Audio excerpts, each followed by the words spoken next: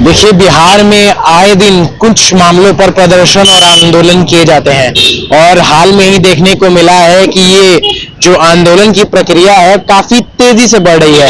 हमारे पास एक और मामला है इसका, जिस पर 4297 जो है 2018 में शिक्षक भर्ती किए गए थे, उनको टर्मिनेट कर दिया गया है।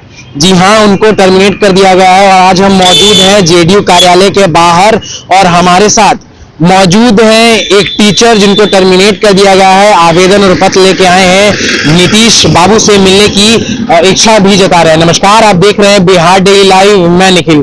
देखिए, उनका कहना है कि 2018 में भर्ती किए गए शिक्षकों को निलंबित कर दिया गया है, उनके सेवा में रोक लगा दी गई है, जबकि कोई नई भर्ती भी नहीं की गई उस चीज पर। साफ तौर पर सक्षमता परीक्षा की भी बात कर रहे हैं कि हमें सक्षमता परीक्षा भी दिलवा दी जाए, तो हम परीक्षा देने को तैयार हैं।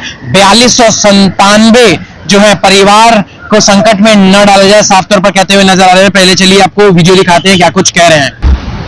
आप टीचर हैं, आप सरकार आपको क्या दिक्कतें आ रही है, किस लिए आपको जेडीयू कार्यालय आकर के क्या गुहार, क्या मांग है, क्या लग रहा है सरकार की? सर, हम लोग बात क्या है? पहले हमारी बात यह है कि हम लोग +2 अतिथि शिक्षक, जिसकी बहाली 2018 में हुई थी, गजट नोटिफिकेशन के माध्यम से हुई थी। मतलब कैबिनेट के द्वारा 4257 पद स्वीकृत किया गया था अतिथि शिक्षकों के लिए।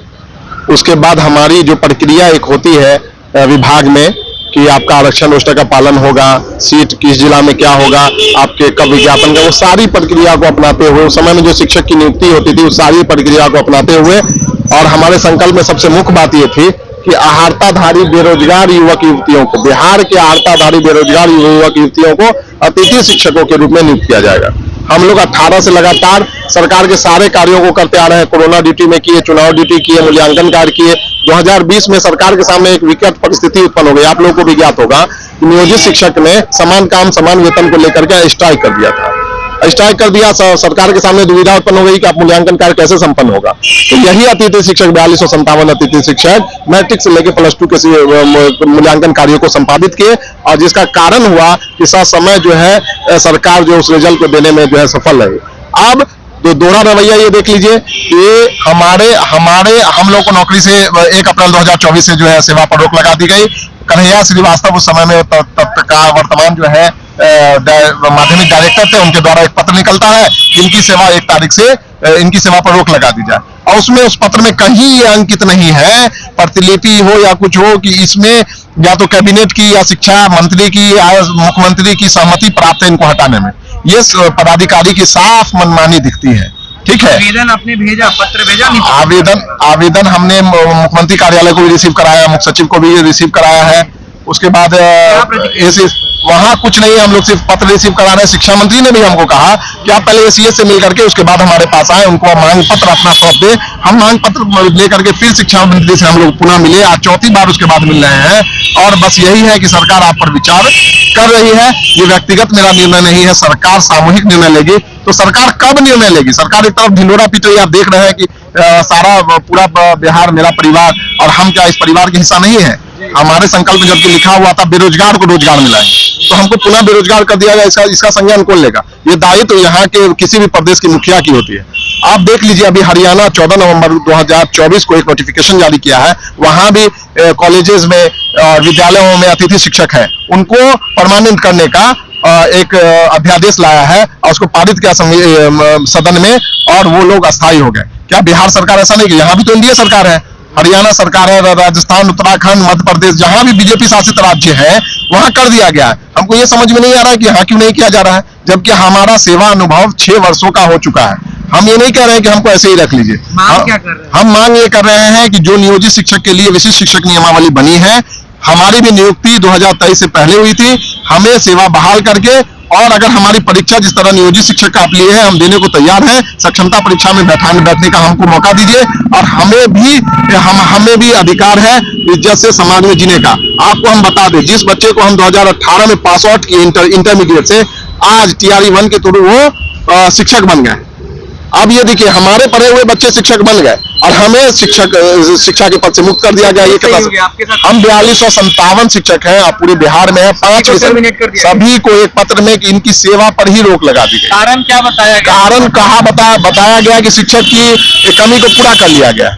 अब देखिए ये देखिए कि शिक्षक की कमी को कैसे पूरा कर लिया गया। अगर शिक्षक की कमी को पूरा कर लिया जाता तो क्या ये बहाली प्रक्रिया चलती, और शिक्षक की कमी को कैसे पूरा कर लिया गया। ऐसे भी शिक्षक कई हटे हैं जहां शिक्षक नहीं पहुंचे हैं, शिक्षक नहीं गए। अभी भी वो विद्यालय हम 6 विषय में जो है नियुक्ति हुई थी, साइंस के 5 विषय में प्लस जो है एक इंग्लिश में, केमिस्ट्री, फिजिक्स, बॉटनी, जूलॉजी, अंग्रेजी और गणित में हम लोगों की नियुक्ति हुई थी 6 विषय में। हाई कोर्ट ने जब फटकार लगाया तो आनंद फानंद में इस शिक्षक की नियुक्ति किया। हाई कोर्ट ने फटकार ये लगाया था कि हम आपके +2 विद्यालयों को ताला क्यों नहीं मार दे जब आप शिक्षक वहां नहीं रख रहे। सरकार के सामने में उस समय में मजबूरी ये थी कि वो परमानेंट बहाली नहीं कर सकती थी, क्योंकि सुप्रीम कोर्ट में एक केस चल रहा था नियुक्ति प्रक्रिया को लेकर के। तो वो सारे मापदंड को जो नियुक्ति की प्रक्रिया होती है उसको अपनाकर हमारी नियुक्ति की गई। शब्द इतना रखा गया, उस समय नियोजन इकाइयों द्वारा नियुक्ति होती थी और हमारे सामने में अतिथि लगा दिया गया। यही दुर्भाग्य है हमारे लिए, और हमने आर्टिकल 14 का सरकार उल्लंघन कर रही है। कई जगह मान्य की जाएगी। देखिए लोकतंत्र में संघर्ष ही महत्वपूर्ण होता है। अगर संघर्ष महात्मा गांधी नहीं करते तो आज तक हम गुलाम होते। तो हम भी संघर्ष के रास्ते पर चल पड़े हैं और हमारे संघर्ष पर ये विश्वास है कि हम लोग अपने संघर्ष से जीत हासिल करेंगे और सरकार को जगाएंगे। ये मुख्यमंत्री तक हमारे कोर्ट का दरवाजा अगर जरूरत पड़ेगा तो हम लोग वहां भी जाएंगे। और पहले भी हम लोग गए, हम लोग का कई वेतन रुका था तो कोर्ट के माध्यम से हम लोगों को न्याय मिला, और उसमें इस जजमेंट में कहा गया, उसमें ये कहते हुए न्याय दिया गया कि आप इनके कोरोना काल का हम लोगों से काम करा लिया गया, हमको भुगतान नहीं। उसको लेकर के हम लोग कोर्ट में गए थे। उस जजमेंट में अंकित किया गया ये सामान्य कार्य को निष्पादित कर रहे हैं, इसलिए आपको इनको भी भुगतान करना होगा। हमको नियोजित शिक्षक के समान कोर्ट ने माना है। जब कोर्ट मान रही है तो आपको मानने में क्या दिक्कत है। इसलिए हम मांग करते हैं कि हमारी आवाज को आप माननीय मुख्यमंत्री तक पहुंचाएं। धन्यवाद। तो आपने साफ तौर पर सुना कि क्या कुछ कह रहे थे। 2018 से नियुक्त जो टीचर है, टर्मिनेटिंग के मामला को लेकर भी बात बताया उन्होंने, और कहा कि जो भी सक्षमता परीक्षा यदि बिहार सरकार हमसे लेगी, नियुक्ति पत्र फिर से हमें देगी तो उसके लिए हम स्वीकार करेंगे उसका, और हमें भी ईमानदारी से और सम्मान से जीने का हक है। तब तक के लिए बने रहिए बिहार डेली लाइव पर। धन्यवाद।